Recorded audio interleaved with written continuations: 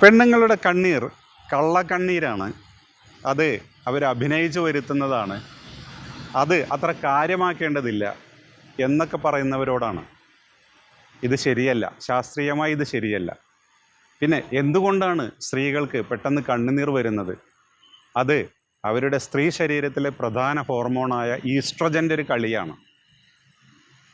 നമ്മുടെ കണ്ണുനീരുണ്ടാക്കുന്ന ഗ്രന്ഥികളുടെ പേര് lacrimal gland എന്നാണ്. ഈ ലാക്രിമൽ ഗ്ലാൻഡിൽ ഒരുപാട് ഈസ്ട്രജൻ സ്വീകരണി കോശങ്ങളുണ്ട്. അതുകൊണ്ട് ഈ ദുഃഖം, സങ്കടം എന്ന ഇമോഷൻ അവർക്ക് കൂടുതലായി കയറി വരുമ്പോൾ ഈ oestrogen gland, oestrogen hormone lacrimal ഗ്ലാൻഡുമായി ചേർന്ന് അവർക്ക് കൂടുതൽ കണ്ണുനീരുണ്ടാക്കുകയാണ് യഥാർത്ഥത്തിൽ ചെയ്യുന്നത്.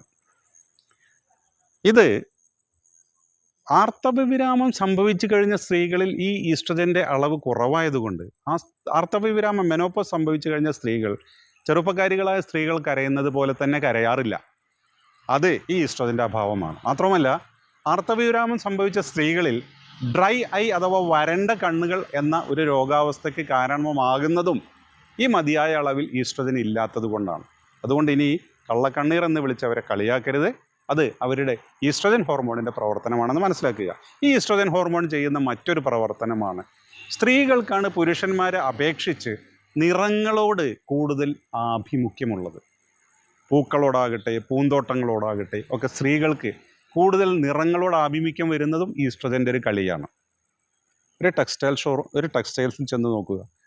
സ്ത്രീകൾക്കുള്ള വസ്ത്രത്തിൻ്റെ സെക്ഷനിൽ ഇപ്പം ആയിരക്കണക്കിന് വൈവിധ്യ നിറങ്ങളിലുള്ള ഒരുപാട് ഡ്രസ്സുകൾ കാണാം. എന്നാൽ പുരുഷന്മാരുടെ സെക്ഷനിൽ ഒന്നോ രണ്ടോ മൂലയിൽ ഒതുങ്ങും ജെൻ സെക്ഷൻ എന്ന് പറയുന്നത്. നമ്മുടെ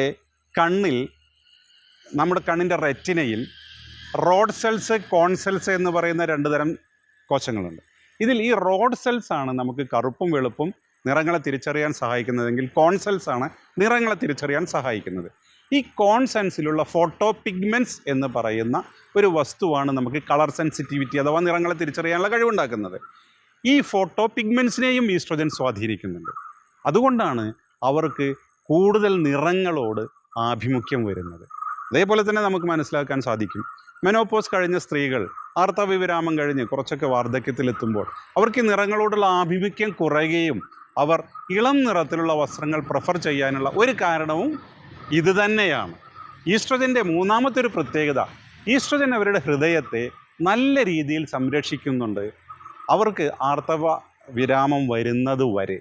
കാരണം ഈ ഈസ്ട്രജൻ അവരുടെ രക്തധമനികളെ ഒക്കെ നല്ല രീതിയിൽ പരിപാലിക്കുന്നുണ്ട്. ചീത്ത കൊളസ്ട്രോളിൻ്റെ അളവ് കുറയ്ക്കുന്നുണ്ട്, നല്ല കൊളസ്ട്രോളിൻ്റെ അളവ് കൂട്ടുന്നുണ്ട്. പക്ഷേ ആർത്തവ വിരാമത്തിന് ശേഷം ഈ സംരക്ഷണ കവചം ഇല്ലാത്തത് കൊണ്ട് അവർക്ക് ഈ ചീത്ത കൊളസ്ട്രോളിൻ്റെ അളവ് ആർത്തവ വിരാമത്തിന് ശേഷം കൂടാൻ സാധ്യതയുണ്ട്. ഹൃദയത്തിൻ്റെ പ്രവർത്തനം തകരാറിലാകാൻ സാധ്യതയുണ്ട്. എന്നാൽ ഈ പ്രൊട്ടക്ഷൻ ചെറുപ്പക്കാരായ പുരുഷന്മാർക്കില്ല. അതുകൊണ്ടാണ് ചെറുപ്പക്കാരായ പുരുഷന്മാർ 40-നും 50-നും വയസ്സിന് മധ്യേ മുമ്പുള്ള ആളുകളൊക്കെ, അതിന് മുമ്പുള്ള 50 വയസ്സിന് മുമ്പുള്ള ആളുകളിലൊക്കെ ഹൃദയാഘാതവും ഹൃദയസ്തംഭനവും ഒക്കെ റിപ്പോർട്ട് ചെയ്യുന്ന അതേ അളവിൽ സ്ത്രീകളിൽ ഇത് റിപ്പോർട്ട് ചെയ്യാതിരിക്കാനുള്ള കാരണം ഈസ്ട്രജൻ അവർക്ക് നൽകുന്ന സംരക്ഷണ കവചമാണ്. ഓക്കെ, ഒരു പുരുഷ ശരീരത്തിൽ ടെസ്റ്റോസ്റ്റിറോൺ കാണിക്കുന്നതിലേറെ സ്ത്രീ ശരീരത്തിൽ സ്ത്രീ ഹോർമോണായ ഈസ്ട്രജൻ ഒരുപാട് മായാജാലങ്ങൾ കാണിക്കുന്നുണ്ട്. അതിൻ്റെയൊക്കെ പ്രവർത്തന ഫലമാണിത്. ഓക്കെ.